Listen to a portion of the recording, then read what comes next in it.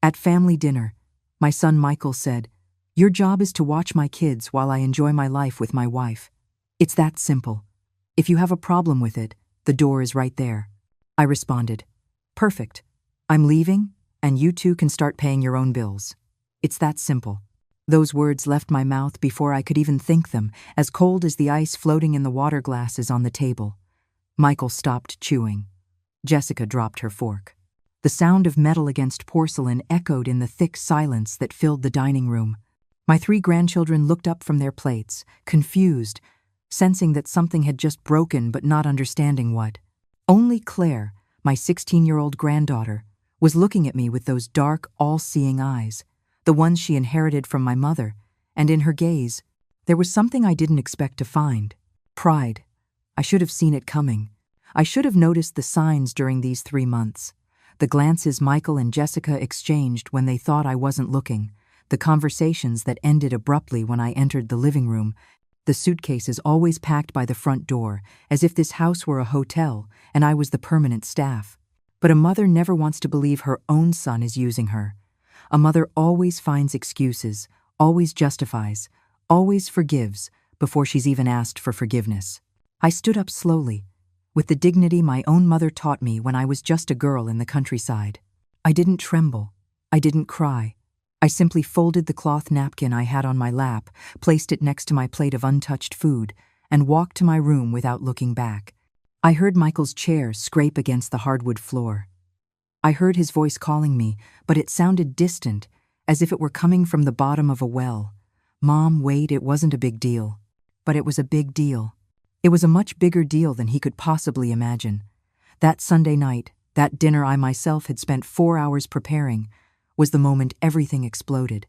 But the story began much earlier, 3 months ago, when Michael called me on a Tuesday afternoon. I was in my little house upstate, the one I bought with your father's pension money after he died, watering the basil plants in the small garden I loved so much.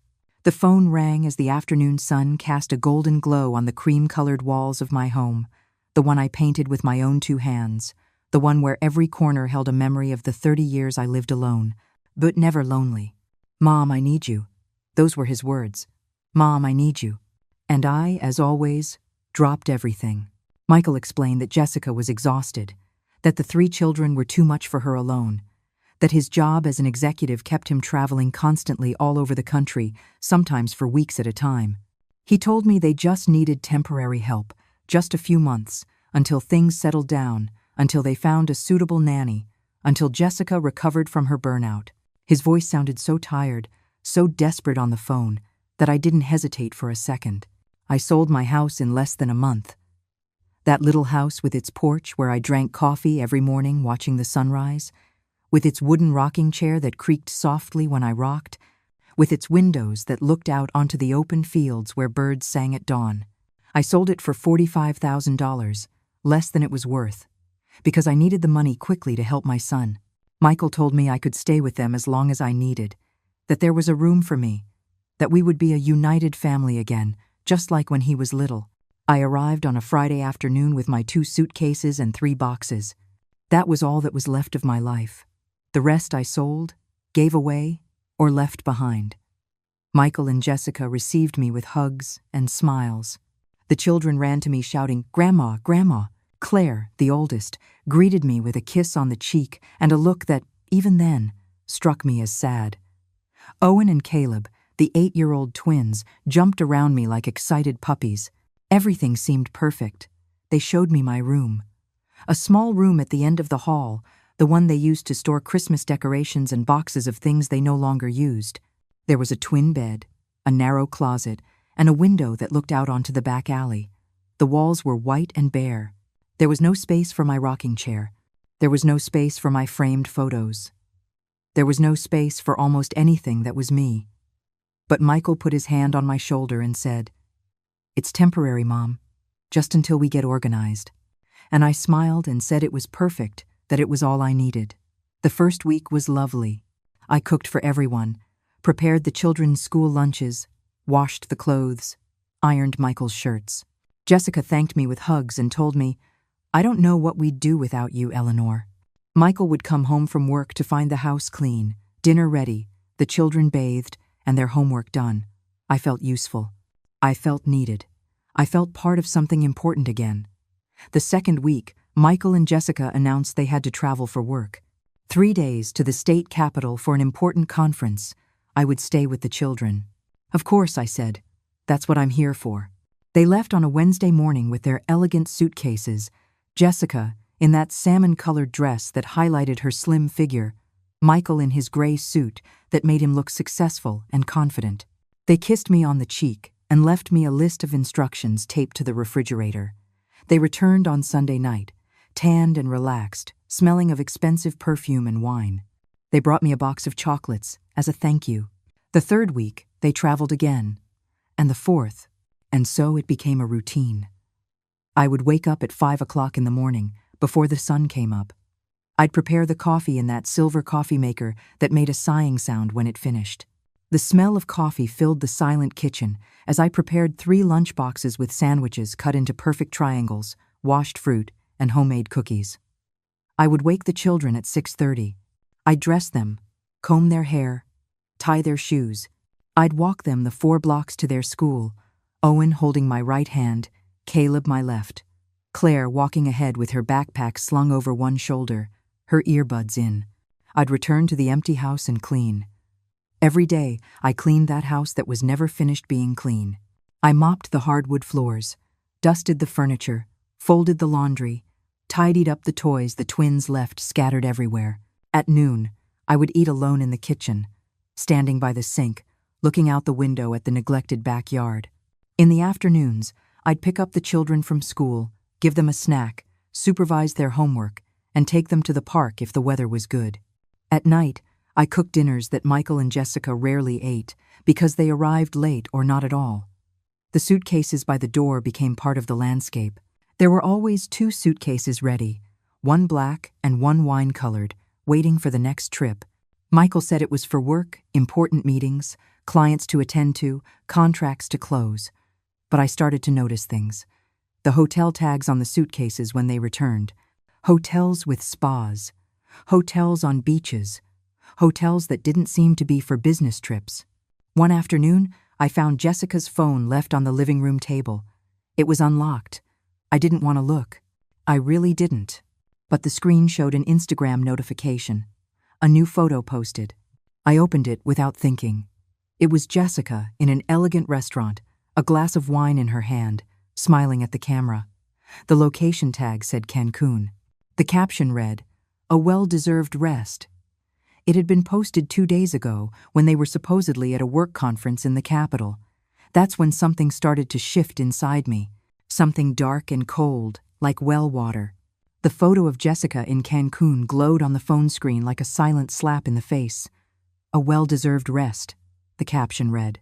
I was sitting on the living room sofa, that unfamiliar phone in my trembling hands, while the children played on the floor at my feet, building towers with colorful blocks. Owen shouted that his tower was taller. Caleb said his was stronger. Claire was lying on the other sofa reading a book, but her eyes weren't moving across the pages. She was watching me over the edge of the book, quiet, waiting. I swiped my finger across the screen. There were more photos. Jessica on a white sand beach, wearing a coral-colored bathing suit and enormous sunglasses. Michael beside her on the same beach, tanned, relaxed, with a beer in his hand. The 2 of them in a restaurant overlooking the ocean. The 2 of them toasting with champagne glasses. The dates of the posts coincided exactly with their supposed work trips. Every single one of them. I closed the app. My hands weren't trembling anymore. Something strange was happening inside me.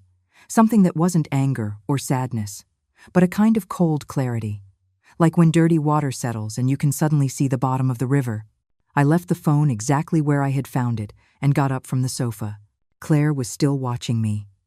Our eyes met for a long second. She closed her book slowly and said in a low voice, "Grandma, I have to show you something."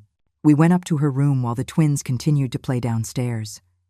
Claire's room was the only space in that house that seemed to have a soul. Band posters on the walls, clothes draped over the back of a chair, books piled on her desk. She locked the door and took out her phone. She sat on the bed and motioned for me to sit next to her. "I'm sorry, Grandma. I should have told you this weeks ago, but I didn't know how. Her voice sounded guilty, broken. She opened WhatsApp and showed me something that made my blood run cold. It was a group chat called the Mom Plan. The only members were Michael and Jessica. Claire had gotten into her mother's phone one night and had taken screenshots of everything. Now she showed them to me, one by one, slowly, giving me time to read each message. The group had messages from 4 months ago, before I had even sold my house. Michael. I talked to my mom. She's in. Jessica. Perfect. With her watching the kids, we save the $1,200 a month for a nanny. Michael. And she'll give us the money from her house sale. We can pay off the credit cards. Jessica. Great. We'll tell her we're saving it for her, but we'll use it for the debts. She doesn't know how to check bank accounts anyway. Michael. She's my mom. She won't ask questions. I kept reading. There were dozens of messages. Jessica complaining that I cooked with too much oil. Michael laughing about how I didn't know how to use the new TV remote. The two of them planning trips while I stayed with the kids. Jessica saying they should give me a smaller room because I didn't need that much space. Michael responding that the storage room was enough for someone my age. There was a recent message from 2 weeks ago. Jessica. Your mom is starting to ask questions about the money. Michael. I'll tell her it's invested. She doesn't understand that stuff. Jessica. We should have her sign a power of attorney. That way we have total control. Michael. Good idea. I'll tell her it's in case of an emergency. Claire took the phone from my sight. I had my hands clenched in my lap, my nails digging into my palms. There's more, she said, her voice trembling. They sold your furniture. The pieces you left in the garage. Mom posted them on Facebook Marketplace. They sold them for $800 and went out to a fancy restaurant. I know because I was there. They made me go. Dad made a toast and said, "Thanks, Mom, for your generosity." I stood up. I walked to the window in Claire's room. From there, I could see the quiet neighborhood street, the trees with their leaves moving gently in the wind, the identical houses with their perfectly manicured lawns.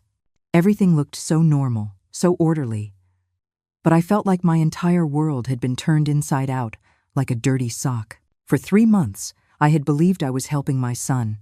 For 3 months, I had gotten up at 5 o'clock in the morning. I had ironed, cooked, cleaned, and cared. For 3 months, I had slept in that tiny room feeling useful, needed, important. And it had all been a lie from the beginning. Grandma, I'm so sorry. Claire's voice pulled me from my thoughts. She was standing next to me, tears rolling down her cheeks. I wanted to tell you sooner, but I was scared. I was scared you would leave and I'd be alone with them. Because you're the only one in this house who treats me like I matter. The only one who asks how my day was. The only one who sees me. I hugged her. I felt her thin body tremble against mine. She was just a child, barely 16, trapped in a family that used her as decoration. I realized then that I wasn't the only one being exploited in that house. Claire was invisible to her parents, too. Just another responsibility delegated to Grandma while they enjoyed their perfect Instagram life. I'm not leaving without you, I whispered in her ear. I promise you that. That afternoon, after picking up the twins from school and giving them their snack, I waited for them to start watching TV. I went up to my room and closed the door. I took out an old notebook from my suitcase, one I had kept for years to write down recipes and shopping lists. I tore out a clean page and began to write. I wrote down everything I remembered. The dates Michael asked me for the money, the times they traveled, the missing furniture, the promises they made, every detail, every conversation, every lie. Then I searched the bottom of my suitcase for a creased business card I had saved years ago. It was from a lawyer in the town where I used to live, an older man who helped me with the paperwork when your father died. His name was Arthur Vance. I didn't know if he was still working, if he still had the same number, but he was the only person I could think of who might help me. I went down to the kitchen and used the house landline to call. I dialed the number with trembling fingers. It rang 3 times. 4, 5. I was about to hang up when I heard his voice. Arthur Vance's office. My heart skipped a beat. "This is Eleanor Ramirez," I said, my voice firmer than I felt. "I don't know if you remember me. You helped my husband with his will years ago. There was a pause. Then his voice, warmer. Of course I remember you, Mrs. Ramirez. How are you? Tell me how I can help you. I told him everything. I spoke in a low voice so the children wouldn't hear me from the living room. I told him about the money, the sold furniture, the lies, the messages Claire had shown me. He listened in silence. When I finished, there was another long silence. Then he said, Mrs. Ramirez, what you are describing is financial elder abuse. It's a crime. You have rights. You have options. He explained that I could get my money back, that I could prove Michael used it without my consent, that the WhatsApp messages were evidence, that selling my furniture without permission was theft. But he warned me that it would be a difficult, painful, and public process, that my son could face serious legal consequences. He asked me if I was sure I wanted to move forward. I looked around that kitchen that I cleaned every day, the clean dishes in the drying rack, the mopped floor shining under the light, the grocery list on the refrigerator in my handwriting, all evidence of my invisible work. My life turned into unpaid service. I thought about my sold house, my lost garden, my stolen mornings. I thought about Claire crying on my shoulder. I'm sure, I said. Tell me what I need to do. Arthur gave me precise instructions. I needed proof of everything. The WhatsApp messages Claire had shown me were a start. But we needed more. I needed bank documents showing that Michael had used my money. I needed evidence of the furniture sale. I needed to record conversations, if possible. But above all, he told me something that seared into my brain like a hot iron. Mrs. Ramirez, you cannot let them know that you know. You have to act normal. You have to keep being the helpful grandmother while you gather the evidence. If they suspect anything, they will hide everything, and you will lose your chance. Act normal. Those 2 words became my mantra for the following weeks. Act normal while inside I felt like I was falling apart. Act normal while preparing breakfast for the very people who had betrayed me. Act normal while ironing the shirts of a son who saw me as a free employee. That same night, Michael and Jessica arrived late again.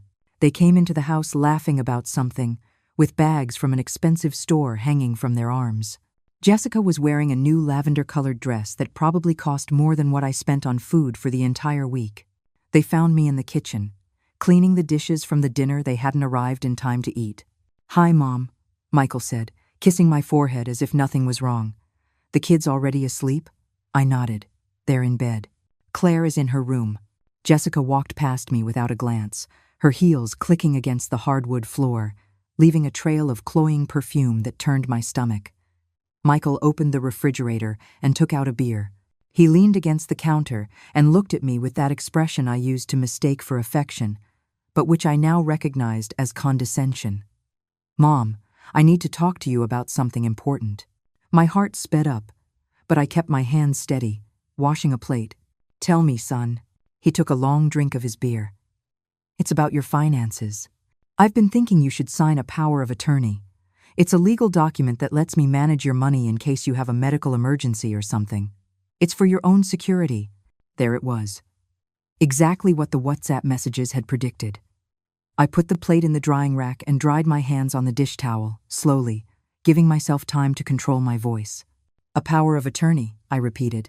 Yeah, he said. It's a common thing. A lot of older folks do it. That way I can help you with all the bank paperwork and that complicated stuff. You know you're not great with technology. Mom, it's to make your life easier. I looked him in the eye. Those brown eyes that were identical to mine, that had once looked up at me with need when he was a baby crying in the early morning, when he was a child scared of thunderstorms, when he was a teenager with a broken heart from his first love. Now those same eyes looked at me with a barely concealed mix of impatience and manipulation. Let me think about it, I said in a soft voice. It's an important thing. I want to be sure I understand it completely. His expression changed for a fraction of a second. A flash of irritation crossed his face before he smiled again. Sure, Mom, take your time. But it's no big deal. Seriously, it's just a piece of paper. He finished his beer, left the empty bottle on the counter for me to throw away, and left the kitchen. I heard him go up the stairs. I heard his bedroom door close. I heard the sound of the TV turning on. I was left alone in the kitchen with my still damp hands. Michael's empty bottle gleamed under the fluorescent light. I picked it up and threw it in the recycling bin. And as I did, I realized something. I didn't feel pain anymore. I didn't feel that pinch in my chest that comes when someone you love disappoints you. What I felt was something different, something more dangerous. I felt determination. The next morning, after taking the children to school, I went back home and went up to the master bedroom. It was the first time I had entered it since I came to live with them. Michael and Jessica were out again. This time, for what they called a midday meeting with investors. I knew they were probably at a spa or an elegant restaurant, but I didn't care anymore. I had work to do. I opened Michael's closet. It was full of expensive suits, perfectly ironed shirts, shoes lined up like soldiers. On the top shelf, there were shoeboxes. I took them down one by one. Most of them contained exactly that, shoes. But the fifth box, that one held something different. Papers, bank statements. I took them out with trembling hands and brought them to the bed to review them in the light coming through the window. There it was.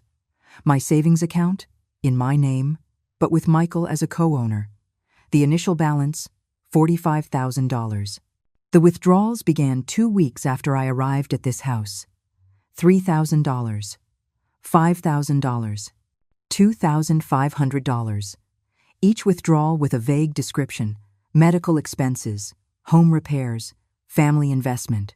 But I had never had any medical expenses. The house hadn't had any repairs. There was no investment. The current balance on the account was $16,200. Michael had spent almost $30,000 of my money in 3 months. I took out my cell phone, the one Claire had been teaching me to use better in recent weeks. I took pictures of every page, every statement, every withdrawal, every lie documented on bank letterhead. My hands weren't trembling anymore. They were steady, like a surgeon's making a precise incision. I put everything back exactly as I had found it. I closed the closet. I went downstairs. I made myself a cup of tea and sat at the kitchen table to wait for them. When they returned 2 hours later, loaded down with more shopping bags, they found me peeling potatoes for dinner. "Hi, Mom," they said in unison.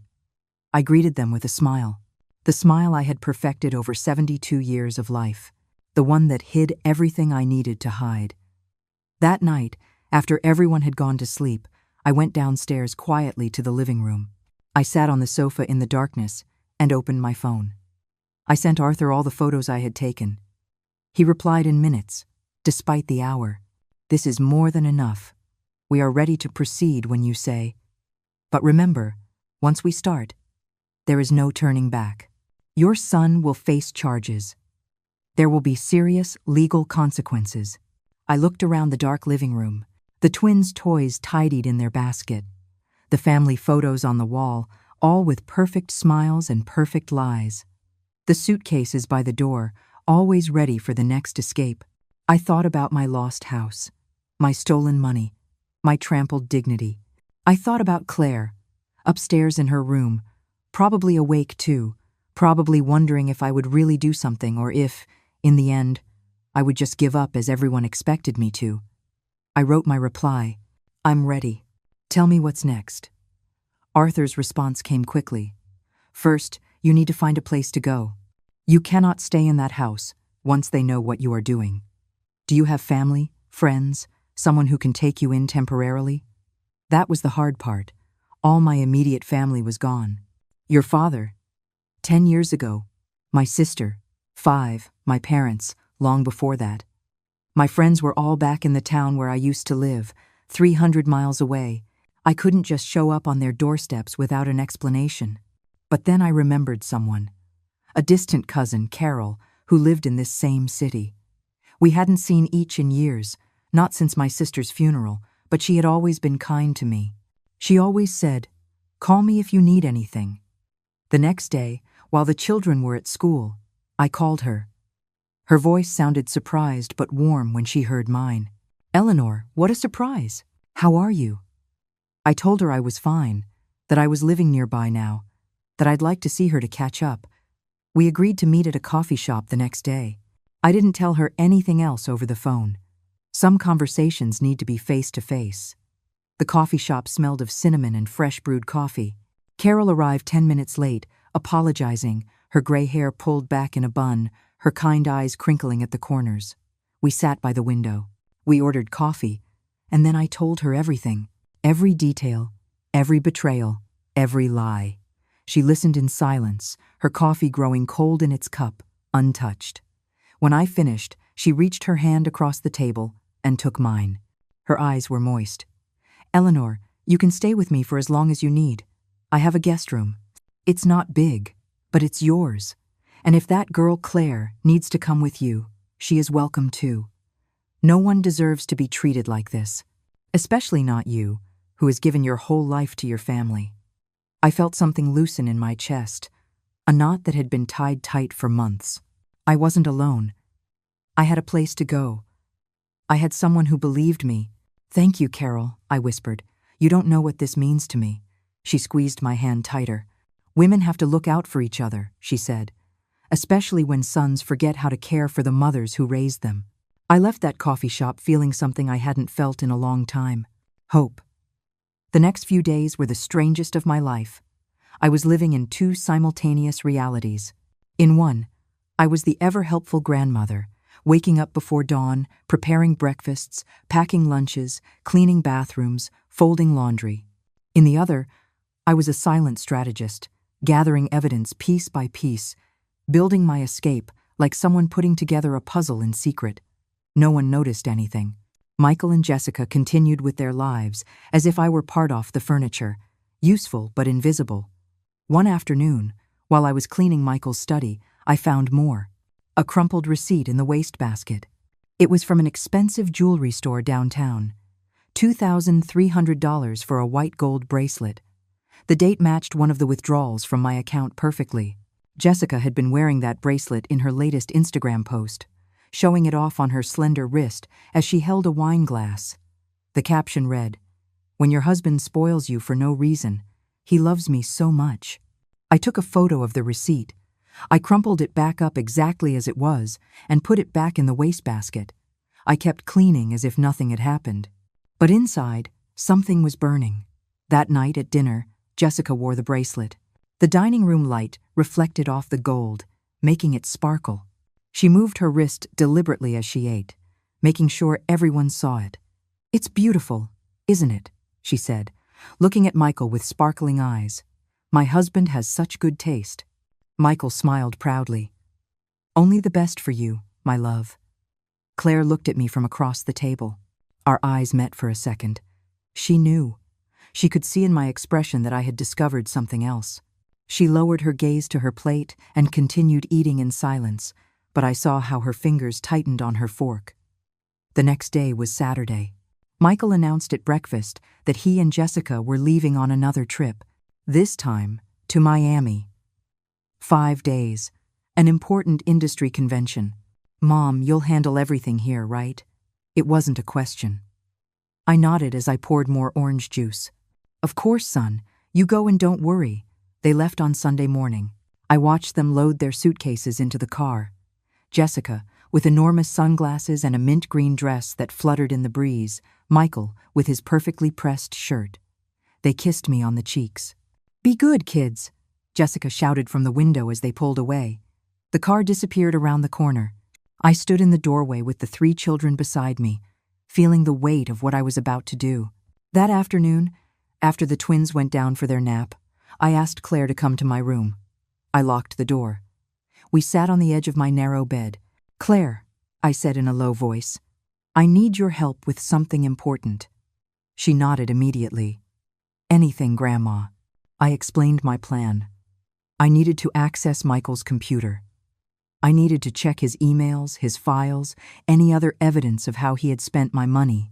Claire knew the password because she sometimes used it for school homework. But we had to be careful. We couldn't leave a trace. We couldn't change anything. Just look and document. She looked at me with those eyes that seemed too old for her age. "Grandma, they're stealing from you. Of course I'll help you. But there's something else you need to know."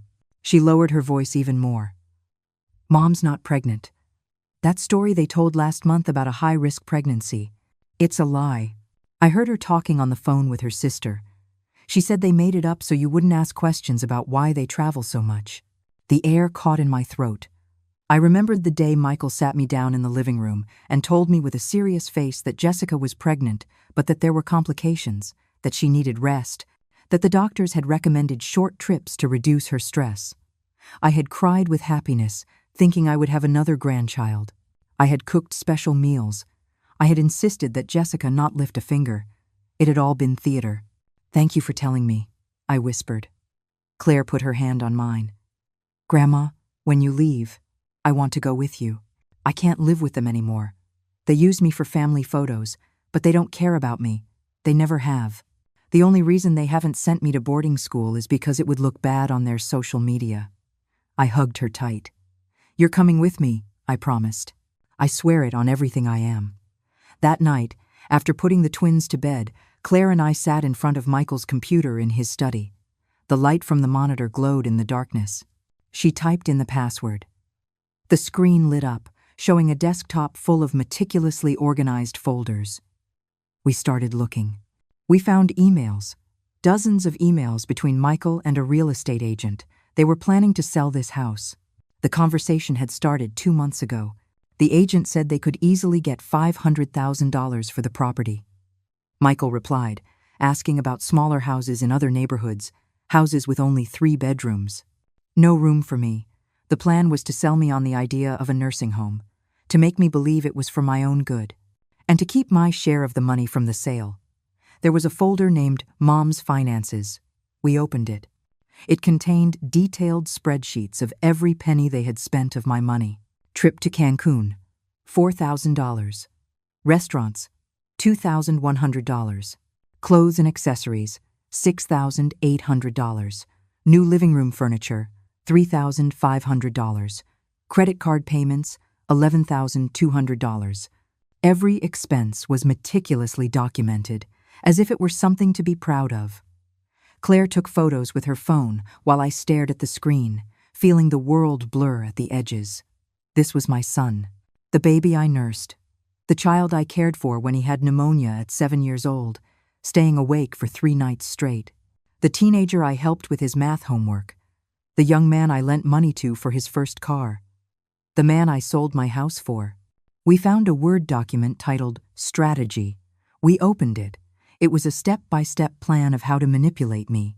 Step 1, convince her to sell her house and move in.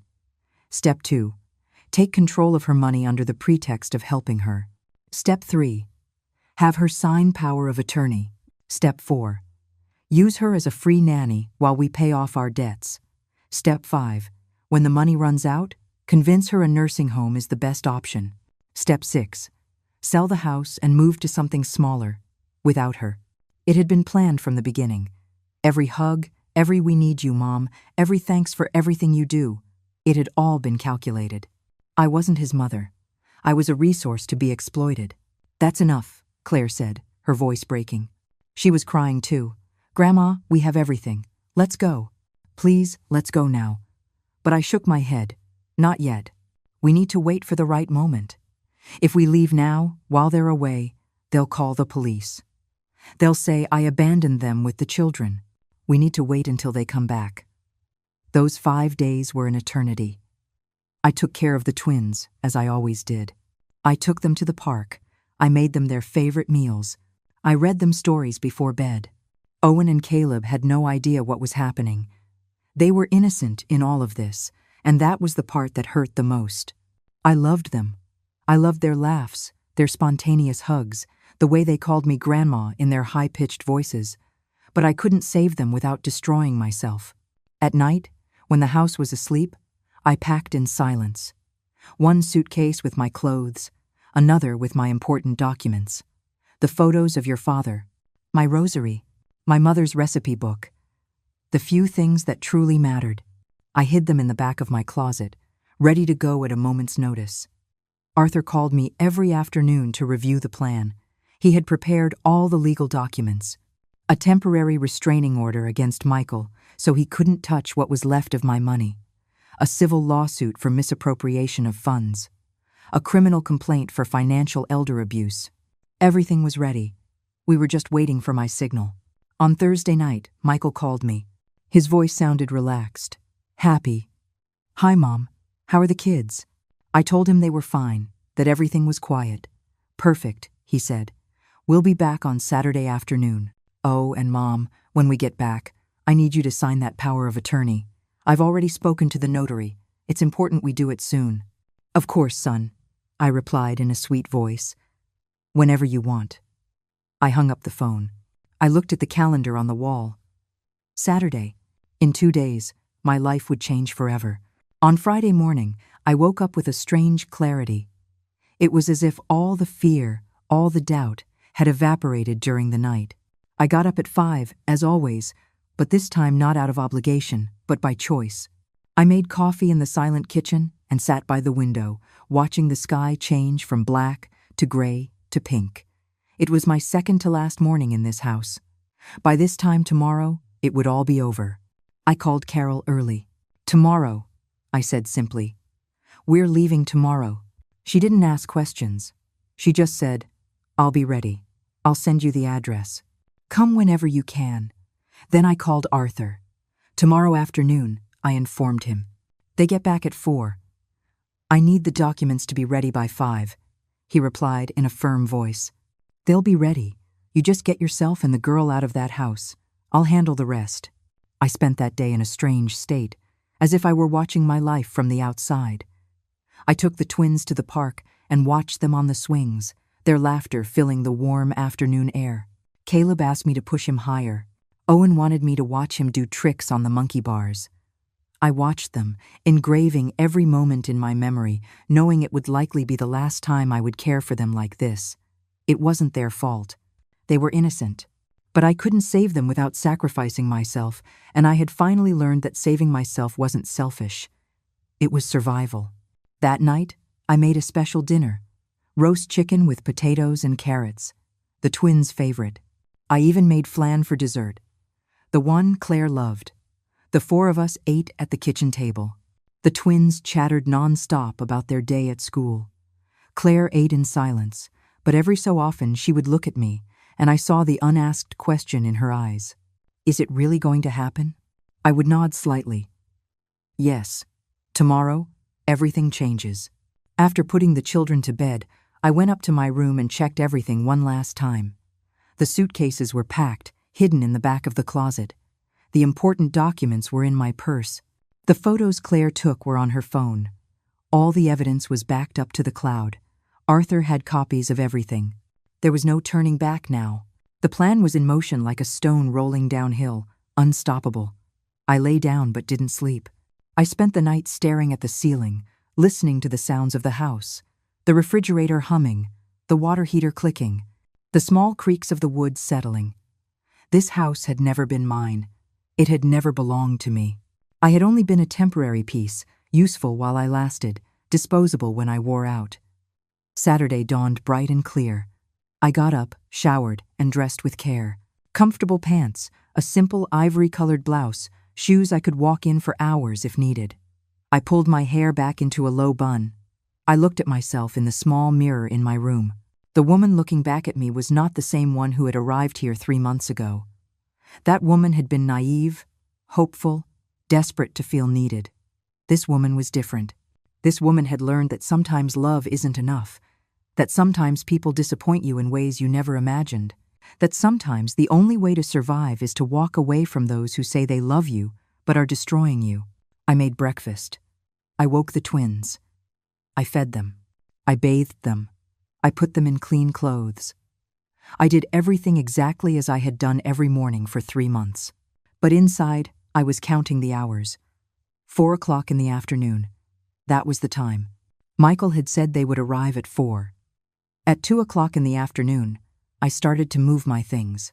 I brought the suitcases downstairs while the twins were watching TV in the living room. I put them by the back door, hidden behind the curtains. Claire came down with her own backpack, small and discreet. Just the essentials, I had told her. We can get the rest later. She had packed clothes, her ID, her laptop, a few photos, nothing else. At 3:30, my phone rang. It was Carol. "I'm ready. Are you still on?" I replied, "Yes. We'll be out in half an hour." Then I texted Arthur, "Proceed. I will be out in 1 hour." The minutes dragged on.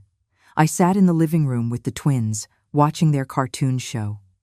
Caleb cuddled up against my side. Owen put his head in my lap.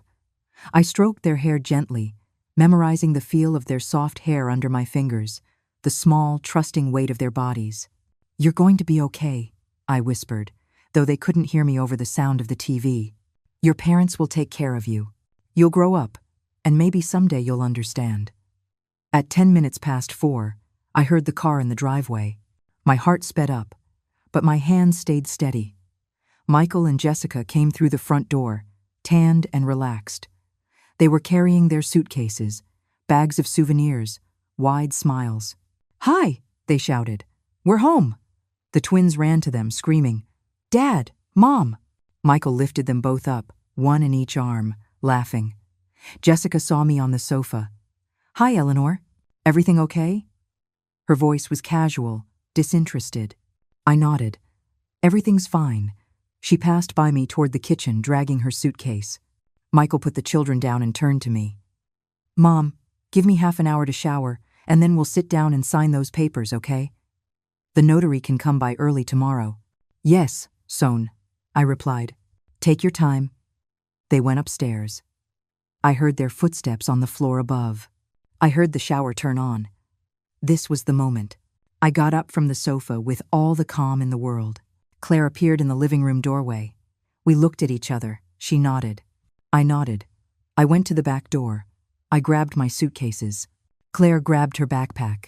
We walked out through the kitchen, into the backyard, then around the house to the street. My old car was parked on the street, the one Michael had suggested I sell because I didn't need it anymore. Good thing I never listened to him. I opened the trunk. We put the suitcases in. We got in the car. Before starting the engine, I took a white envelope from my purse. Inside was a handwritten letter. I had drafted it the night before, choosing each word with care. I read it one last time. "Michael, by the time you read this, I will be gone. I will not continue to be your unpaid employee. I will not be signing any power of attorney. I will not allow you to continue to steal from me. My lawyer will be in contact with you regarding the money you spent without my authorization. I hope those trips and that jewelry were worth it, because they are going to cost you much more than you paid. The children are with you, as they should be. They are your responsibility, not mine. Claire is coming with me because she chose to. She is 16 years old and has the right to choose. Do not try to find me. Do not try to contact me. We are done. Your mother, Eleanor." I got out of the car. I walked back to the front door. I slid the envelope under the door. I watched it disappear into the house. Then I walked back to the car, started the engine, and drove to the corner without looking back. Claire was silent in the passenger seat. I took her hand. She squeezed mine hard. "It's okay to be scared," I said. "I'm scared too, but we're going to be okay. Together, we're going to be okay." I drove, following the GPS directions to Carol's house, 20 minutes across town. 20 minutes that felt like hours. Every red light seemed like an eternity. I kept checking the rearview mirror, expecting to see Michael's car following us, but the street behind us remained empty. We arrived at a small house in a quiet neighborhood. Peach-colored walls, a garden with flowers, a large tree out front. Carol came out before we could even knock. She hugged both of us without a word. Then she ushered us inside, closed the door, and said, "You're safe here. Welcome home." The guest room was simple but cozy. A double bed, a small desk, cream-colored curtains, a window overlooking a backyard full of plants. Claire and I set down our bags. We sat on the bed. For a moment, neither of us said anything. Then my phone started ringing. Michael's name glowed on the screen. I let it ring until it went to voicemail. Immediately, it started ringing again, and again, and again. 10 calls in 5 minutes. Claire watched me with wide eyes. "You're not going to answer." It wasn't a question. I shook my head. "No, there's nothing left to say." The messages started to arrive. I read them on the lock screen without opening the conversations. Mom, what does this mean? Mom, pick up the phone. Mom, you can't just leave like this. Mom, this is ridiculous. Mom, come back right now. Mom, I'm going to call the police. Mom, you will regret this. Each message was more desperate than the last, but I didn't answer a single one. At 5:30, Carol's doorbell rang. She went to open it. I heard her talking to someone at the door. Then she came back to the room. It's a process server. He has documents for you. I went out to the living room. A man in a uniform handed me a large envelope. I need you to sign here, ma'am. I signed. He left. I opened the envelope. They were the documents from Arthur. The temporary restraining order, the civil lawsuit, the criminal complaint, all officially filed with the courts. Michael would be receiving his copy at any moment. My phone rang again. This time, it was an unknown number. I answered. It was Arthur. Mrs. Ramirez, the documents have been filed. Michael has been served. As of this moment, he cannot access your bank account. What's left of your money is protected. We have also filed the lawsuit to recover what he spent without authorization, and the criminal complaint is in the hands of the district attorney. He is going to try to contact you. Do not respond. Any communication must go through me. Thank you, Arthur, I said in a steady voice. You don't know what this means to me. He replied, Ma'am, I have seen many cases like yours. Children who exploit their elderly parents. But I rarely see someone with the courage to do what you are doing. It's going to be difficult. He is going to fight. But the law is on your side. The evidence is irrefutable. That night, Carol made us dinner. Vegetable soup, homemade bread, chamomile tea. We ate in her small, cozy kitchen with floral placemats and cloth napkins.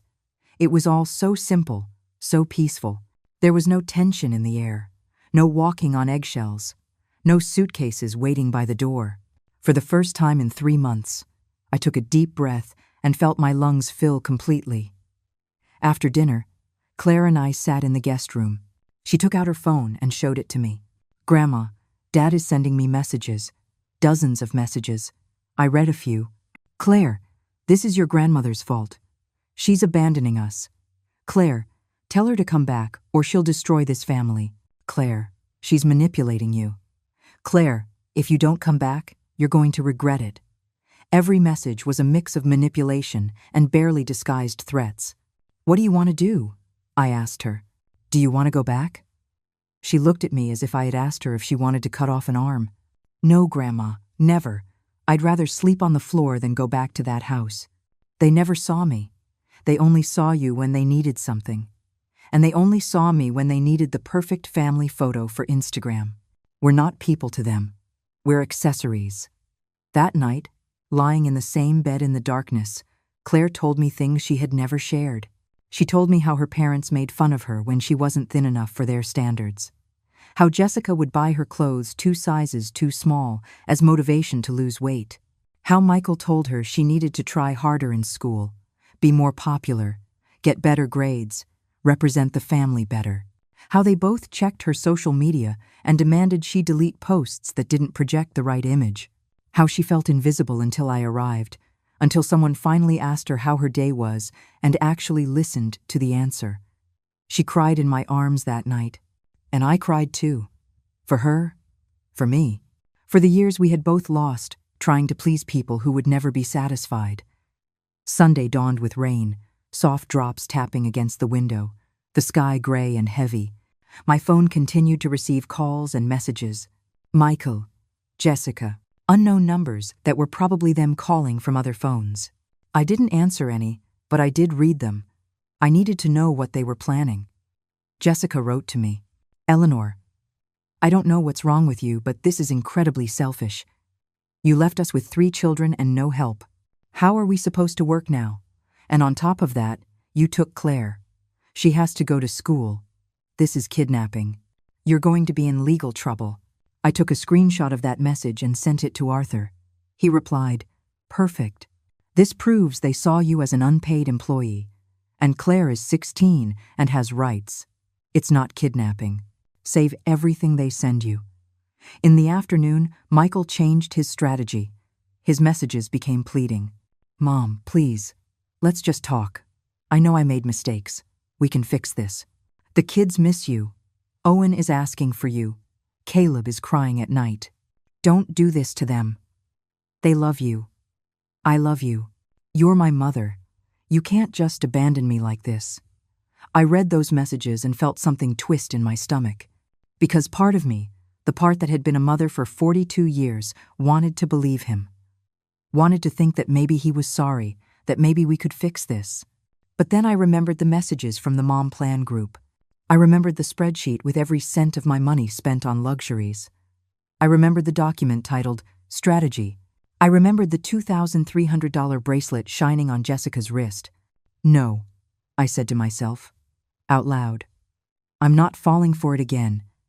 Claire looked up from the desk where she was doing homework. Grandma, are you okay? I nodded. I'm fine. Just reminding myself who I am. On Monday, Claire and I went to her school to arrange the change of address. The secretary looked at us with suspicion. We need authorization from both parents for any information changes, she said in a dry tone. Claire took out her ID. I'm 16. In this state, I have the right to choose who I live with if there's just cause. My grandmother is my temporary legal guardian now. Here are the documents. We handed her the papers Arthur had prepared. The secretary reviewed them, frowned, made a phone call, spoke to someone in a low voice. Finally, she sighed. All right, the change is made. But if the parents come here to complain, we'll have to call the authorities. Claire replied with a steady voice. Call them. I have nothing to hide. We walked out of the school holding hands. I felt something swell in my chest. Pride. This 16-year-old girl had more of a backbone than many adults I knew. That afternoon, while Carol was at work and Claire was at school, I sat in the small backyard of the house. There was a wooden bench under a tree. I sat there with a cup of tea, listening to the birds, watching the clouds move slowly across the sky. My phone was inside. I hadn't brought it. For the first time, I was completely alone with my thoughts, without interruptions. I thought about my life. 72 years. I had been a wife for 35 years, until your father died. I had been a mother since I was 30. I had worked cleaning houses to pay the bills when Michael was little and your father didn't earn enough. I had cooked thousands of meals, washed thousands of loads of laundry, cleaned countless floors, sacrificed my own dreams time and time again for my family. And in the end, my own son had seen me as a disposable tool, but I was still here, breathing, alive, free. And that had to mean something. A mint plant was growing in a pot next to the bench. I touched it gently. The leaves released their fresh, strong scent. Mint, like the kind that grew in my lost garden. Carol must have planted it. Or maybe it had always been there, waiting for me. I picked a small leaf and rubbed it between my fingers. The smell filled me, anchored me to the present moment. I was going to be okay. I didn't know how, exactly. I didn't know how long it would take, but I was going to be okay. When Claire got home from school, she found me in the garden. She sat next to me on the bench. Grandma, Dad came to the school today. He saw me on my way out. He tried to talk to me. My heart sped up. What did he say? She shrugged. That I'm making a mistake. That you brainwashed me. That I'll regret it. The usual stuff. I told him to leave me alone or I'd call security. He left. I'm sorry, Claire. I don't want you to go through this. She took my hand. Grandma, I've been through worse living with them. This, what we're doing now, this is liberation. The first week at Carol's house passed in a strange kind of fog. Every morning, I woke up expecting to hear the twins' voices, expecting to have to run to make breakfasts and pack lunches. But instead, there was silence. A soft, gentle silence that took me days to get used to appreciate. Carol left for work early. Claire left for school. And I was left alone in that small house that smelled of lavender and toast. At first, I didn't know what to do with myself. I cleaned things that were already clean. I cooked portions that were far too large, as if I were still feeding 5 people. I would find myself jumping to my feet every time I heard a noise, ready to attend to someone who wasn't there. 72 years of being conditioned to serve don't disappear in a week.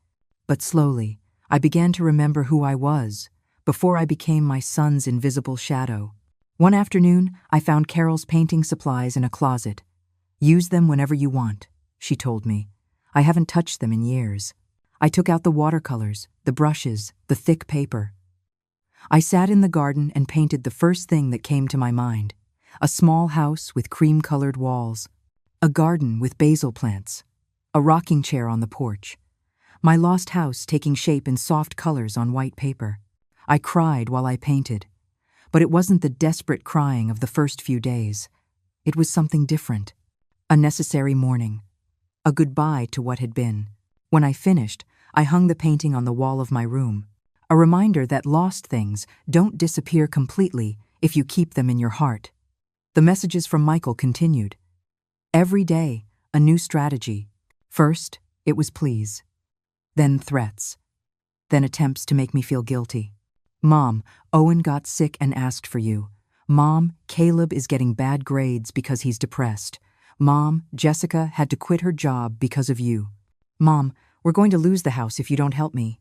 Every message was designed to make me give in, go back, and submit again. But Arthur had warned me about this. "It's called the cycle of abuse," he explained over the phone. "First come the apologies and promises, then the threats, then the guilt. Then they start all over. It's predictable. Don't fall for it." I saved every message without replying. They were evidence, proof of the pattern of manipulation that had lasted my entire life without me recognizing it. One afternoon, 2 weeks after I left, Jessica showed up at the door of Carol's house. I don't know how she got the address. Maybe she followed Claire. Maybe she hired someone to track us. Carol called me at work. "Eleanor, that woman is on my doorstep. She says she's not leaving until she talks to you." "What do I do?"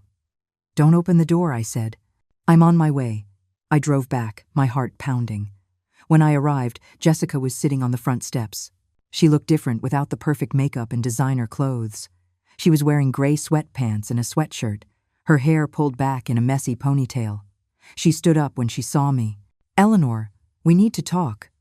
"We have nothing to talk about," I responded, keeping my distance. "My lawyer told you. All communication must go through him." She took a step toward me. "Please, just hear me out. 5 minutes. Michael doesn't know I'm here. I came alone." I looked at her eyes. There was something different in them. Something that looked like genuine fear. "Against my better judgment," I said. 5 minutes. Out here. You're not coming in the house." We sat on the front steps, separated by a few feet. Jessica was rubbing her hands nervously. "Eleanor, I know we made mistakes.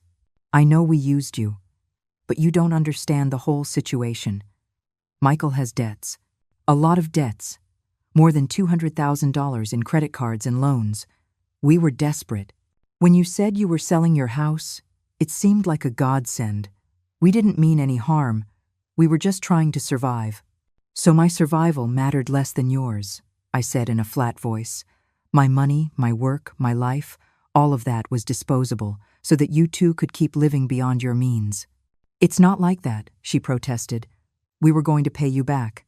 Eventually, when Michael's situation got better, when he got the promotion he was promised, you were going to get your money back, with interest.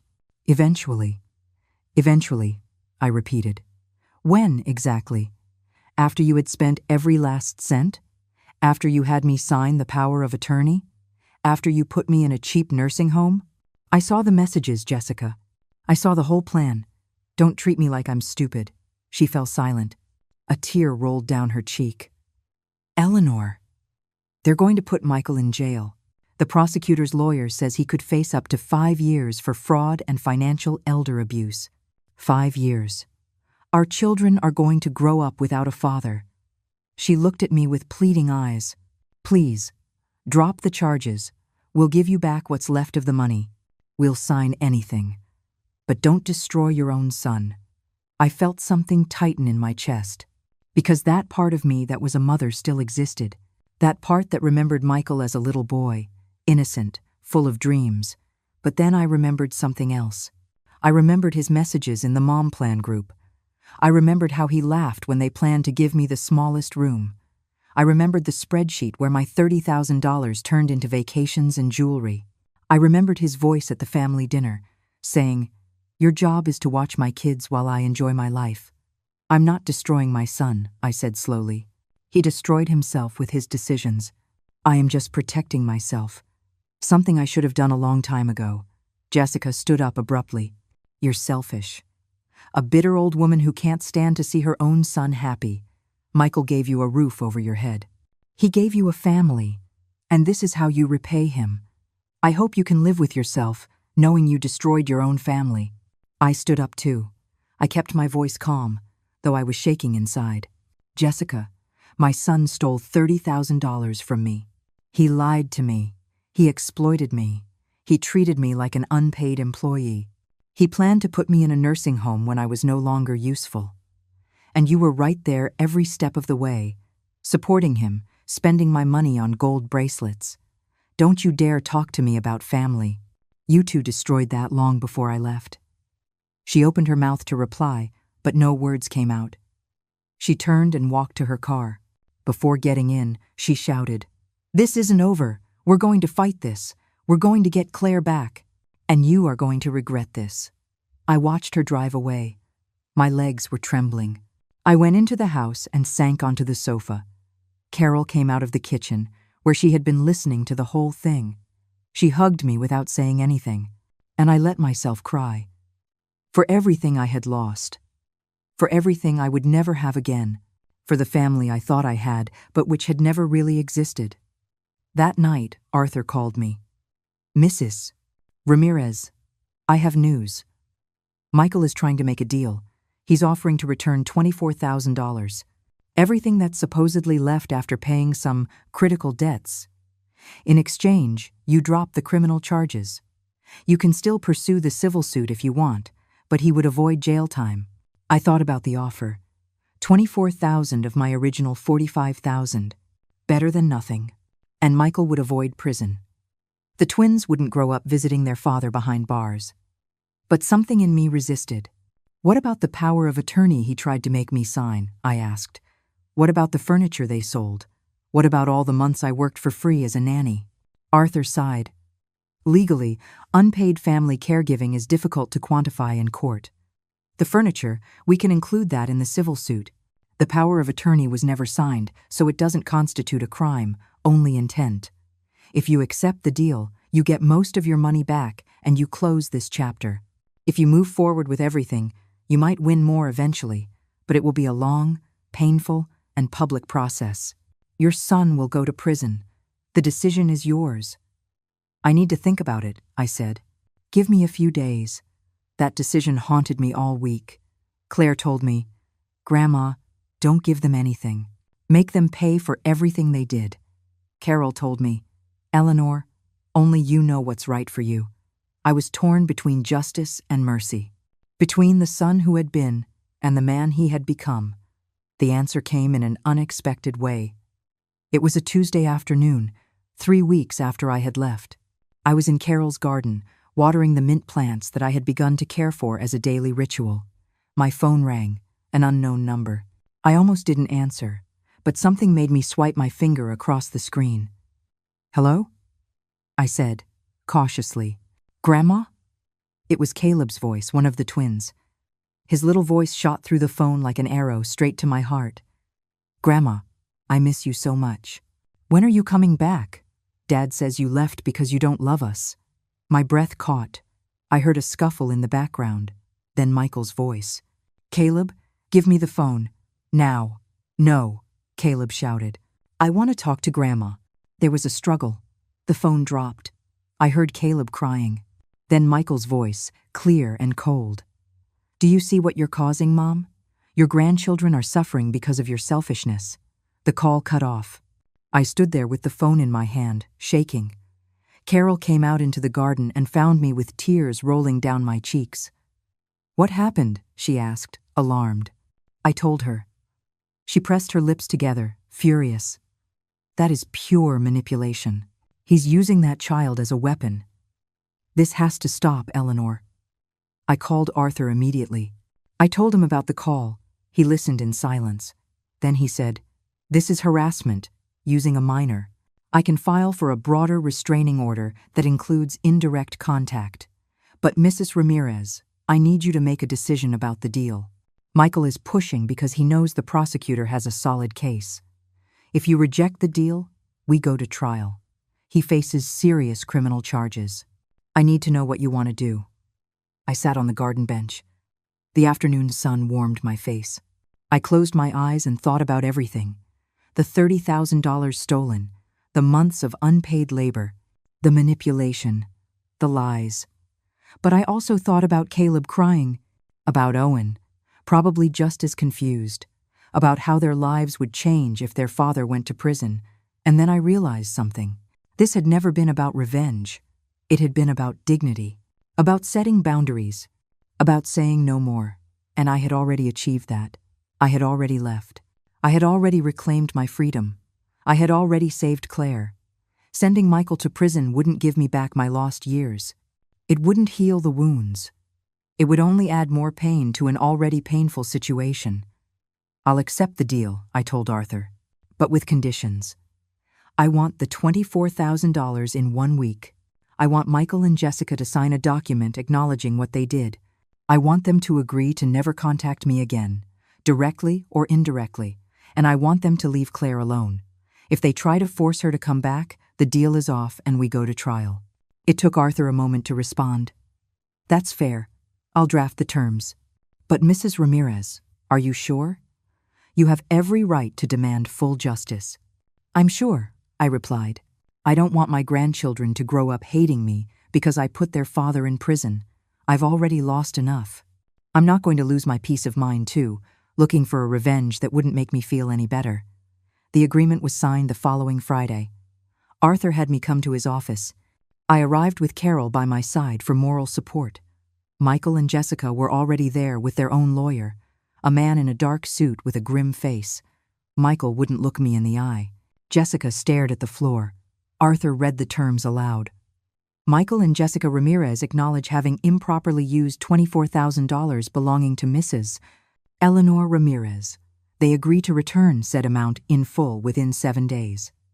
They acknowledge having sold personal property of Mrs. Ramirez without authorization for a value of $800, which will also be reimbursed. They agree not to contact Mrs. Ramirez or her granddaughter, Claire Sanchez, by any means, direct or indirect, unless through legal representation.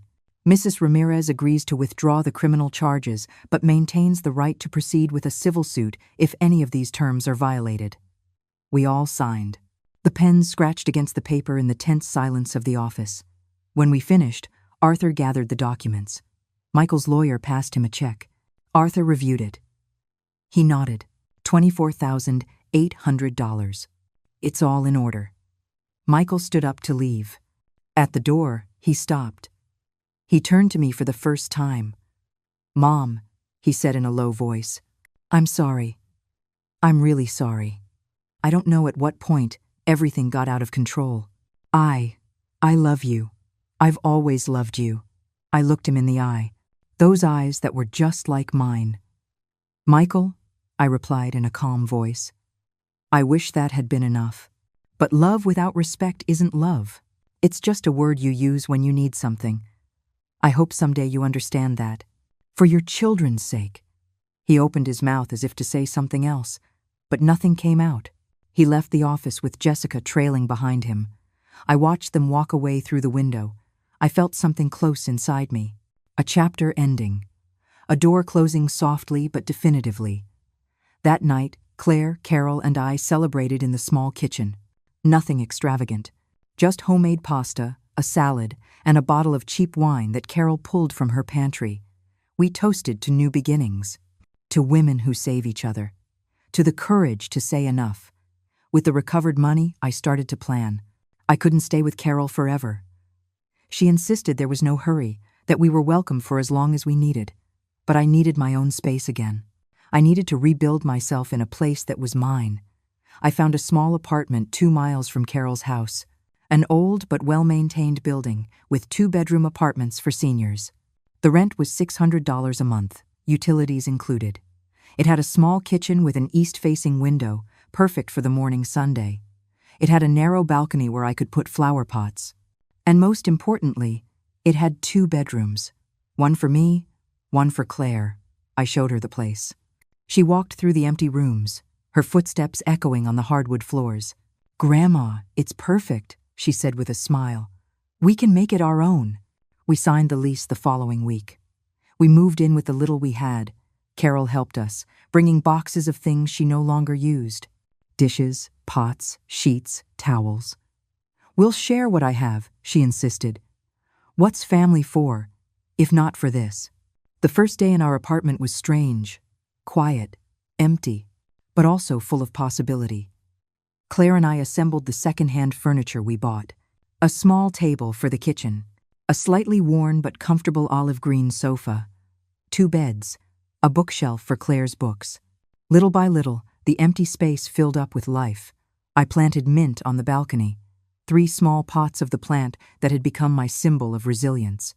Mint that grows anywhere, that survives even when it's cut back, that always comes back stronger. Like me. One afternoon, sitting on the balcony watching the sunset, Claire asked me, "Grandma, do you think you'll ever forgive Dad?" I thought about the question. The sky was turning orange and pink, the clouds moving slowly. "I think forgiveness is complicated," I replied. "It doesn't mean forgetting. It doesn't mean letting it happen again. It means letting go of the poison so it doesn't make you sick inside. Someday, maybe I can forgive him, but I will never forget, and I will never let him hurt me again." She nodded. She put her head on my shoulder. "I admire you so much, Grandma. You're the strongest person I know." I laughed softly. "I don't feel strong, Claire. Most days I just feel like I'm surviving. But surviving is its own victory, I think." The weeks passed. The apartment felt more like home. I got a part-time job at a neighborhood flower shop. Nothing fancy, just helping arrange bouquets and attending to customers 3 days a week. They paid me $11 an hour. It wasn't much, but it was mine. Money I earned with my own effort that no one could take from me. Claire thrived in her new life. Her grades improved. She made new friends. She started to smile more. One night, she came home excited. "Grandma, I got into the art club at school. We're going to have an exhibition next month. Do you want to come?" "Of course," I answered, hugging her. I wouldn't miss it for the world. The messages from Michael eventually stopped. The last I heard from him was a short text message 3 months after the agreement. "Mom, just wanted you to know the kids are okay. Owen got good grades. Caleb made the soccer team. Thought you'd like to know." I didn't reply, but I saved the message. 6 months after I had left, my life had found a rhythm I never thought possible. I woke up when my body was ready, not when an alarm demanded I serve others. I drank my coffee on the balcony, watching the sun rise over the neighborhood buildings. The mint plants had grown lush, their green, vibrant leaves moving gently in the morning breeze. Sometimes I would pick a leaf and rub it between my fingers, letting the scent remind me of where I had come from and how far I had gone. The flower shop became more than a job. The owner, a woman named Megan, in her 50s, taught me the secret language of flowers. "Roses don't just mean love," she would tell me as we assembled a bouquet. "Chrysanthemums speak of truth. Daisies of innocence. Lilies of renewal." I listened and learned, and for the first time in decades, I felt like I was growing as a person instead of just existing for others. Claire blossomed in ways that filled my heart. Her art exhibition was a success. She presented a series of paintings about invisible women, women who worked in the background while others shone in the spotlight. One of the paintings was of me, though I didn't recognize it at first. An older woman standing in a kitchen, her figure almost transparent, while life went on around her, unseen. When I asked her why she had painted me like that, she said, "Because for a long time, you were invisible to everyone except me. But you're not anymore, Grandma. Now, everyone sees you." One Saturday afternoon, 3 months after we moved, I received an unexpected call. It was a number I didn't recognize, but something inside me knew I should answer. "Hello?" I said cautiously. "Grandma Eleanor?" It was Owen's voice, the other twin. More mature than the last time I heard it, but unmistakable. "Grandma, it's me, Owen. Please don't hang up.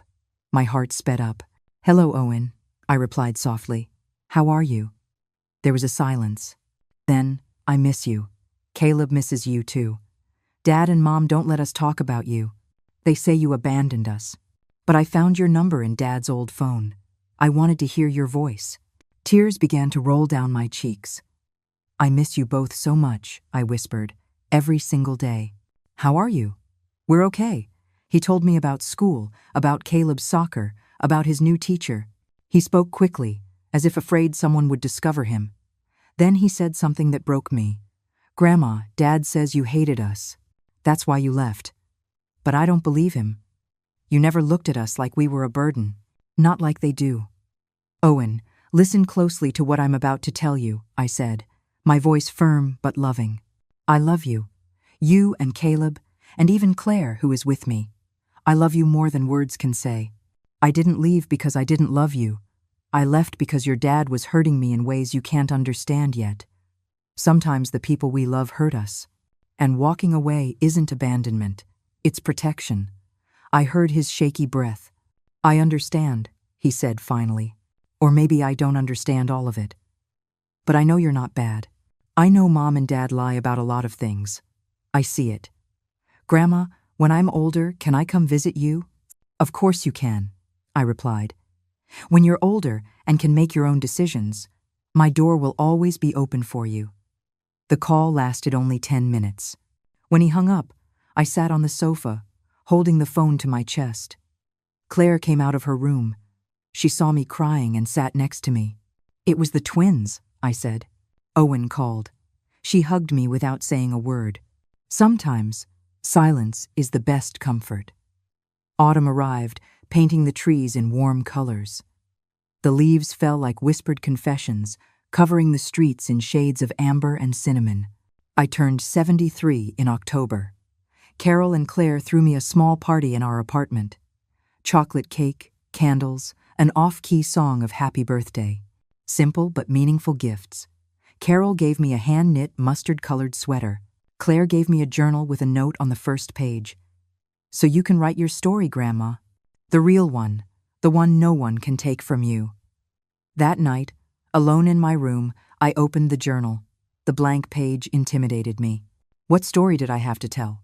But then I picked up the pen and began to write. Not from the beginning, but from the end. I wrote, Today I turned 73, and for the first time in decades I am free. Then I kept writing backward, unraveling the threads of my life, finding patterns I hadn't seen before. Sacrifice, silence, submission, but also resilience, resistance, rebirth. One November afternoon, while I was working at the flower shop, a young woman came in with a baby in her arms. She needed an arrangement for her grandmother's funeral. As we talked, tears streamed down her face. She raised me, she told me. My parents were too busy with their careers. My grandmother was the one who took care of me, who listened to me, who saw me, and I never thanked her enough. Now she's gone, and I can't tell her how much she meant to me. I made her the most beautiful arrangement I could. White lilies for renewal, pink roses for gratitude, mint for eternal memory. When I handed it to her, I said, She knew. Grandmothers always know. Love doesn't need constant words. It's felt in the small moments, in the glances, in the presence. She knew. The woman hugged me, crying. Thank you, she whispered. I needed to hear that. When she left, I stood there thinking, maybe someday, many years from now, Owen or Caleb would remember the breakfasts I made them, the stories I read to them, the hugs I gave them. Maybe they would remember that someone had loved them unconditionally, even if she couldn't stay. And maybe that would be enough. December brought cold and Christmas lights. Claire and I decorated our apartment modestly. A wreath on the door, white lights around the window, a small second-hand tree we decorated with handmade ornaments. We didn't have much, but we had enough. We had peace. We had dignity. We had each other. On Christmas Eve, Carol invited us to dinner. We cooked together, the three women in her small kitchen, laughing as we peeled potatoes and seasoned the turkey. The house smelled of cinnamon and rosemary. The table was set with her good china. And when we sat down to eat, Carol raised her glass of cheap wine and made a toast. To the women who rise up. To the ones who leave when they need to leave. To the ones who build families with those who value them, not just those who share their blood. We clinked our glasses. The sound echoed like small bells. And in that moment, surrounded by these two women who had saved me as much as I had saved them, I realized something. I had lost so much. My house, my money, my relationship with my son, my grandchildren. But I had gained something far more valuable. I had gained myself back. That night, back in our apartment, I sat on the balcony despite the cold.